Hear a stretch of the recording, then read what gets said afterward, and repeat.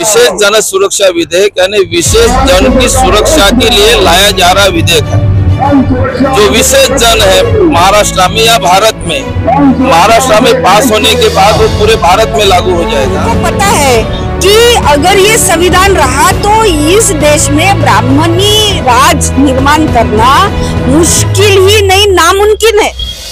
और इस बात को, नामुमकिन चीज को वो मुमकिन बनाने के लिए ये सारे हथकंडे अपना रहे हैं।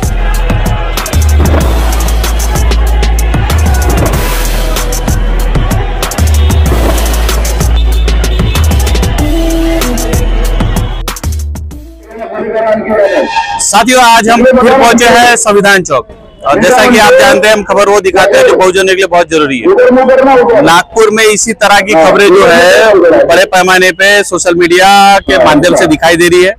और जैसा कि आप बैनर में देख सकते हैं, बहुजन मुक्ति पार्टी लहूजी क्रांति मोर्चा के माध्यम से यहाँ पर एक धरना प्रदर्शन किया जा रहा है। कुछ खास मांगे हैं। जैसा कि आप जानते हैं कि महाराष्ट्र के अंदर में एक कानून लाए जाने की बात की जा रही है जो कि पब्लिक सिक्योरिटी बिल के नाम से आएगा और कहीं ना कहीं इस बिल के माध्यम से भारतीय संविधान के अंदर में जो आर्टिकल 19 के जो अधिकार लोगों को दिए गए कहीं ना कहीं वो कुचले जाएंगे। इस तरह का संभ्रम लोगों में निर्माण हुआ है और उसी को लेकर आज बहुजन मुक्ति पार्टी संविधान चौक पर यह धरना प्रदर्शन को लेकर धरना प्रदर्शन कर रही है। और साथ ही महाराष्ट्र के अंदर में एक मामला और था कि जो मीटर है, प्रीपेड मीटर लगाए जाएंगे, जिसको अगर सूत्रों की माने तो जिसको रोक दिया गया था, उसके खिलाफ भी ये धरना प्रदर्शन किया जा रहा है। क्या कुछ मांगे हैं, बात करते हैं इनसे। तो सर, सबसे पहले आपका परिचय बताइए। मैं दीपक ढोके, मीडिया प्रभारी बहुजन मुक्ति पार्टी रामटेक लोकसभा क्षेत्र। क्या कुछ कहना चाहेंगे? आज आपके बैनर पे 5 मांगे दिख रही है, तो सबसे महत्वपूर्ण क्या मांग है आज आपकी? ये बैनर पर तो 5 मांगे हैं, मगर निवेदन पर 15 मांगे हैं। तो पहली मांग है, जो महाराष्ट्र सरकार विशेष जन सुरक्षा विधेयक ला रहे हैं वो नहीं होना चाहिए, क्योंकि विशेष जन सुरक्षा विधेयक यानी विशेष जन की सुरक्षा के लिए लाया जा रहा विधेयक है। जो विशेष जन है महाराष्ट्र में या भारत में, महाराष्ट्र में पास होने के बाद वो पूरे भारत में लागू हो जाएगा। तो ये विशेष जन लोगों की सुरक्षा के लिए जन सुरक्षा विधेयक लाया जा रहा है। और इसके माध्यम से ये जो विशेष जन सुरक्षा विधेयक है, इसका जो विधेयक है, इसमें कहीं पर भी नक्सलाइट या अर्बन नक्सलाइट ऐसा शब्द नहीं है। संगठन और व्यक्ति ऐसा शब्द है। इसीलिए ये विधेयक जो है, कानून जो है, ये पूरे लोगों के ऊपर, पूरे संगठन के ऊपर लागू होने वाला है और सभी का फंडामेंटल राइट इसके माध्यम से खत्म करने का उनका मानस है। जैसा कि कहा जाता है कि ये अंग्रेजों ने पहले लाया था, प्रयास किया था, मगर हुआ नहीं। इसीलिए और अभी ये जो अंग्रेजों की दलाली करने वाले उस समय के लोग थे, जो ब्राह्मण लोग थे, उन लोगों ने अभी ये विधेयक ला रहे हैं क्योंकि उनको पेशवाई रूट करना है। भारत में ब्राह्मणशाही यानी मनुस्मृति का राज यहाँ पर उनको प्रस्थापित करना है। इसलिए जन सुरक्षा विधेयक को ला रहे हैं। क्या परिचय बताएंगे मैडम? सर, मेरा नाम पुष्पांजलि है और मैं बहुजन मुक्ति पार्टी की जो जिला युवा आघाड़ी की अध्यक्ष हूँ, महिला अध्यक्ष। और ये जो आप देख रहे हैं अभी, ये हमारा मतलब संविधान जब से बना तो इस देश का SC ST OBC अपनी बात रख पा रहा है। इसके पहले SC ST OBC को ये अधिकार नहीं था और ये अधिकार मूलभूत अधिकार है, जिसको मतलब संविधान को भी ये अधिकार नहीं है या सुप्रीम कोर्ट को भी अधिकार नहीं है उसका फंडामेंटल राइट्स यानी मूलभूत अधिकार उससे छीने। लेकिन जब से संविधान बना है उसके बाद से ही संविधान विरोधी गतिविधियां इस देश में शुरू हो चुकी है कि इस देश में संविधान ना रहते हुए ये दस्तावेज खत्म हो जाए और उसके जगह पे मनुस्मृति नाम का दस्तावेज पुनः प्रस्तापित करने के लिए ये कोशिश हो रही है। इससे क्या हो रहा है, संविधान ने क्या किया, तो SC ST OBC को जो नैसर्गिक अधिकार थे वो नैसर्गिक अधिकार बहाल किए थे। लेकिन सरकार जो है ये जन सुरक्षा विधेयक लोगों की सुरक्षा के लिए ला रही है, इसमें क्या दिक्कत है? हाँ, तो ये जब भी ऐसा होता है ना कि कोई कानून जैसे लाते हैं तो उसका जो नाम है वो लोगों को अट्रैक्ट करता है अपने तरफ, ताकि लोगों को ऐसा लगे कि ये हमारी सुरक्षा के लिए है। अगर कोई संगठन या व्यक्ति अपनी बात को रखता है और सरकार के सामने जाता है तो इस बात को नहीं करने के लिए, तो इसमें मतलब जन की कहाँ सुरक्षा है? संगठन बनाने का और संगठन चलाने का जो अधिकार है वो खत्म करके यहाँ पे कौन सी सुरक्षा है? तो जो लोग इकट्ठा आकर अपनी बात सरकार के सामने रखते थे और ये दबावगढ़ बनाते थे। अभी ये जो मामला सारा कुछ चल रहा है ना, ये क्यों कर रहे हैं? तो इनके पास जो शक्ति है वो EVM मशीन की है। ये ऐसा विधेयक इसके पहले नहीं ला सकते थे, लेकिन अभी क्यों लाया? क्योंकि उनको मालूम है ये जो पब्लिक विरोध भी करेंगी तो भी हमारा कुछ नहीं उखाड़ सकती, क्योंकि हमारे पास जो है वो EVM मशीन है, जिसके माध्यम से अभी आप पूरे देश का माहौल देखेंगे सर। तो किसान इनके विरोध में है, कामगार इनके विरोध में है, मजदूर इनके विरोध में है, कर्मचारी इनके विरोध में है, यहाँ तक कि जितनी भी पार्टियां आप देखेंगे बीजेपी के अलावा 2-4 पार्टियां उनके साथ होगी, वो सारी की सारी पार्टियां भी उनके विरोध में। मतलब अगर ये चुन के भी आए तो इनके पास कितना वोट है? 30 से 35% वोट होगा। तो इसके बाद में जो बचा हुआ वोट है, इसका मतलब क्या है? इसके विरोध में ही है ना। तो ये विरोध खत्म करना चाहते हैं। तो इन्होंने पहले जैसी व्यवस्था बनाई थी जिसके माध्यम से SC ST OBC का विरोध खत्म किया था कि वो अपने अधिकार के बारे में कुछ भी ना बोले। उसके बावजूद भी समय समय पर हमारे जो महापुरुष हुए और उन्होंने जागृति की, तो इसके वजह से हमारे लोगों का राज शिवाजी महाराज के माध्यम से बोलो, संभाजी महाराज के माध्यम से, शाहू महाराज के माध्यम से समय समय पर आया।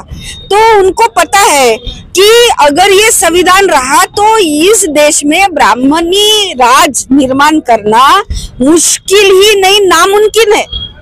और इस बात को, नामुमकिन चीज को वो मुमकिन बनाने के लिए ये सारे हथकंडे अपना रहे और उनके पास जो माध्यम है वो EVM मशीन है। आप कहना चाहते हैं कि कहीं ना कहीं हिंदू राष्ट्र के निर्माण के लिए इस तरह के कायदे बनाए जा रहे हैं? हाँ, लेकिन ये भी बहुत मैं सर से थोड़ा सा भी बात करूंगा। सर, आपने एक मुद्दे पर तो ये दे दिया, लेकिन एक चीज बताइए कि बाकी और किन किन मुद्दों पर आप मांग कर रहे हैं और साथ ही आपके आंदोलन का स्वरूप क्या होगा?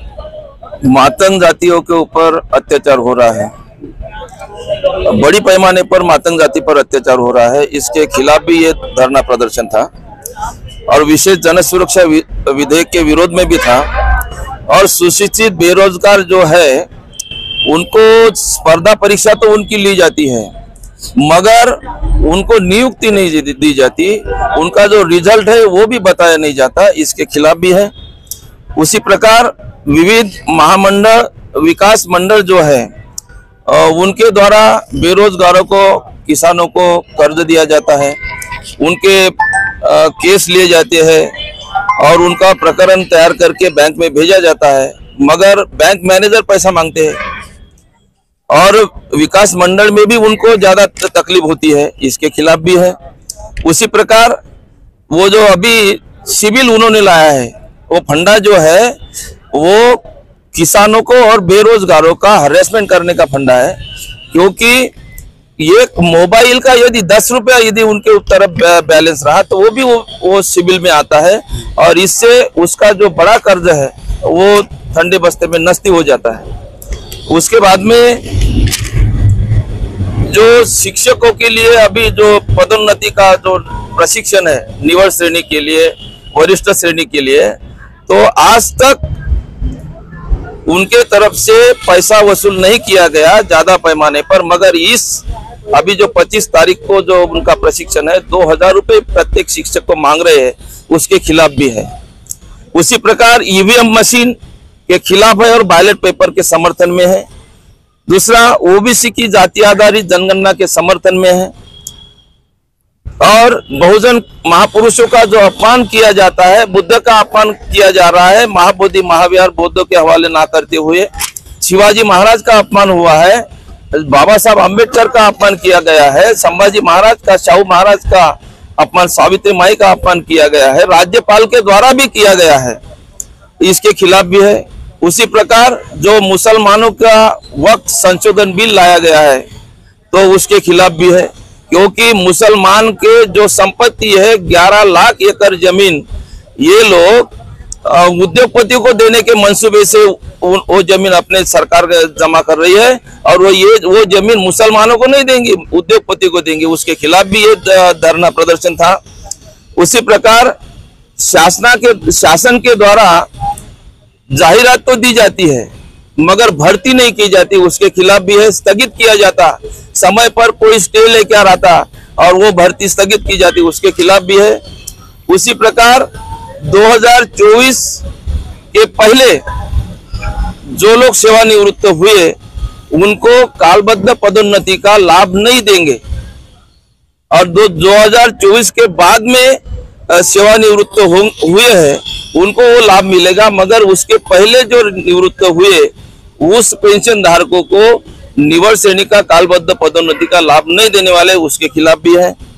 उसी प्रकार प्रीपेड मीटर, जो अभी हम मोबाइल का रिचार्ज करते हैं और जब तक रिचार्ज रहता तब तक मोबाइल की बैटरी शुरू रहती, मोबाइल शुरू रहता, उसी प्रकार ये प्रीपेड मीटर जो है तो रिचार्ज करना पड़ेगा। जब तक वो रिचार्ज रहेगा तब तक उसकी बिजली शुरू रहेगी, रिचार्ज खत्म होने के बाद अपने आप बिजली गुल हो जाएगी।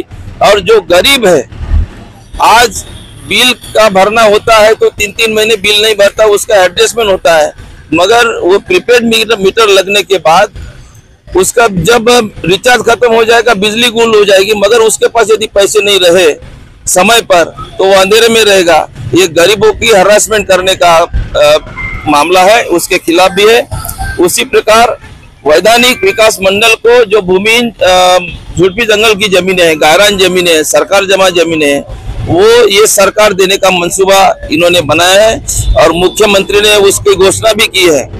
तो ये वैधानिक विकास मंडल को वो जमीनें देंगे और वो जमीनें वो वैधानिक विकास मंडल बेचेंगी और बेचने के बाद उनके पास जो धन आएगा वो उसकी संपत्ति होगी, मगर वो वैधानिक विकास मंडल वो जमीनें उद्योगपति को बेचेंगी, कम दाम में बेचेगी। पैसा किसके पास है? भांडवलदारों के पास है, वो जमीनें भांडवलदारों के पास जाएंगी। हमारा कहना है कि वो जो जमीनें हैं वो जमीनें भूमिहीनों को बांट दिया जाए। जो भूमिहीन परिवार है वो जमीनें सरकार जमा, गायरान और झुड़पी जंगल की और विशेष वन सुरक्षित जमीनें भूमिहीनों को बांट दिया जाए। इसीलिए ये जो सरकार का मंसूबा है, मंसूबे के खिलाफ हमारा ये धरना है। उसी प्रकार जो मजदूरों के जो तास है, उनका काम करने के जो घड़ी है वो 14 घंटे की है। बाबा साहब आम्बेडकर ने मजदूर मंत्री रहते हुए जो कानून मजदूरों के लिए पास किए थे, उन सभी कानूनों को इस सरकार ने तहस्त नस्त करके 4 कानून, काले कानून बनाए हैं। सभी लोग कहते हैं मगर बाबा साहब आम्बेडकर का नाम नहीं लेते कि ये कानून किसने दिए थे मजदूरों के हित के। बताते हैं कानून बनाए थे मजदूरों के हित के, मगर बाबा साहब आम्बेडकर का नाम लेकर नहीं बताते। तो बाबा साहब आम्बेडकर ने मजदूर मंत्री रहते हुए जो कानून बनाए थे वो खत्म किए और 4 काले कानून जो ब्राह्मणों ने बनाए अभी इस सरकार ने, उस 4 काले कानून के खिलाफ ये धरना है। और 14 घंटे के बजाय 8 घंटा उनका अपना सेवा का कालावधि हो दिन में, ऐसी हमारी मांग है। इन सारी बातों के लिए ये आज आपका धरना प्रदर्शन है और इसके बाद में क्या रणनीति होगी बहुजन? इसके बाद में हम जिला स्तर की बात कर रहे हैं, क्योंकि हम जिला के पदाधिकारी हैं, तो हम जिला के गांव-गांव में, शहर में जाके इसका आगाज करेंगे।